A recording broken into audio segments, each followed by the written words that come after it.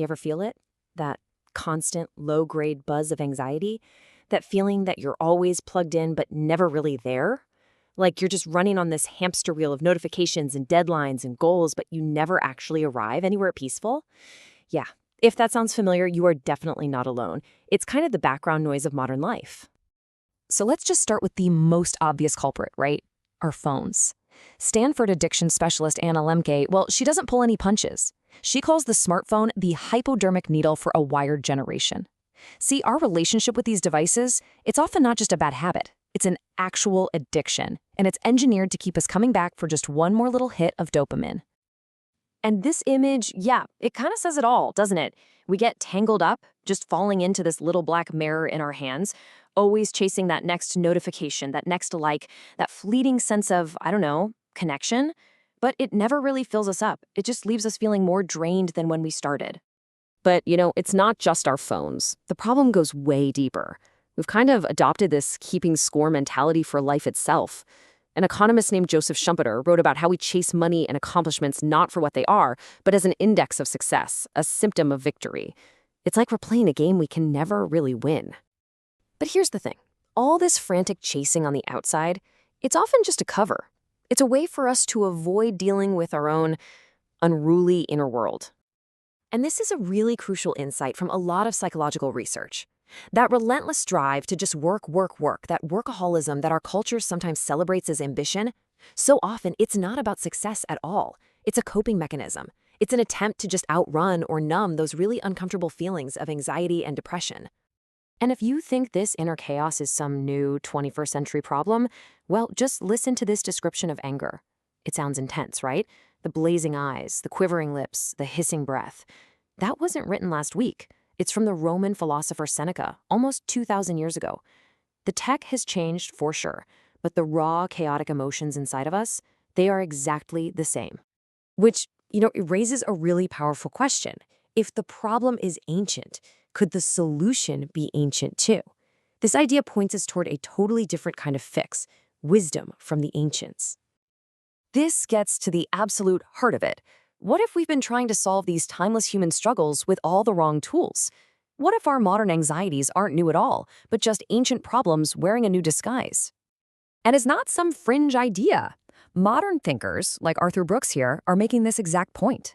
They're realizing that our modern approach to happiness, chasing pleasure, avoiding pain, racking up successes, it's just fundamentally broken. We need a better framework. And it turns out one has been sitting there waiting for us this whole time.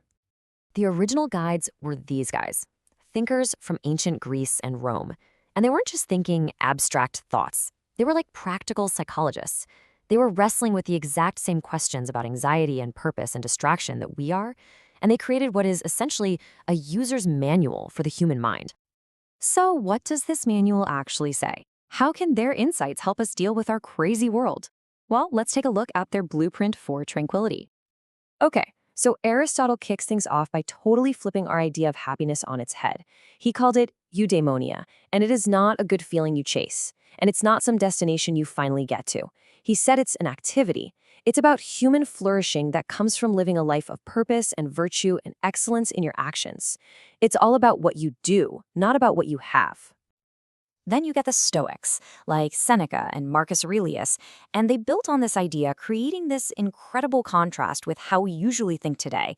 So on one side, you have the world's view. Happiness is all about externals, money, status, pleasure. You are what you have, and you should avoid pain at all costs. But the Stoics' view flips the script entirely. They say happiness comes from your internal world, your virtue, your reason, your self-control. You aren't what you have. You are how you choose to respond. And challenges? Oh, you don't run from them. You use them as a chance to practice being a better person. So how does this actually help with our modern anxiety? Well, the Stoics offered a super clear 3-step process. First, figure out what you can control and what you can't. That flood of emails? Can't control it. Your reaction to it? 100% within your power. Second, and this is huge, remember that it's not events that cause you pain, but your judgment about them. Your post didn't get enough likes. The lack of likes isn't the problem. It's the judgment that your self-worth is tied to it that causes the sting. And third, you reframe every single obstacle as an opportunity. Total game changer. The Roman Emperor Marcus Aurelius, literally the most powerful man in the world at the time, he captured this internal focus perfectly in his private journal. He reminds us that peace and strength aren't things you find out there somewhere. They're an inner wellspring, a fountain of good that can never, ever run dry, as long as you just keep digging. So, when you put it all together, this isn't just a collection of cool old ideas. It's a profound challenge to our entire modern way of life.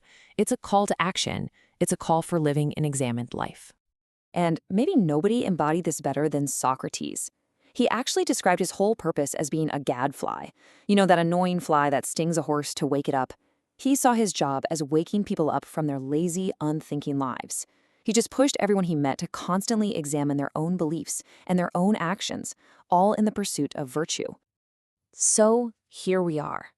The ancients didn't just diagnose the problem of human anxiety, they actually left us a map. It's a path away from that chaotic chase for things outside of us and toward an inner, unshakable peace.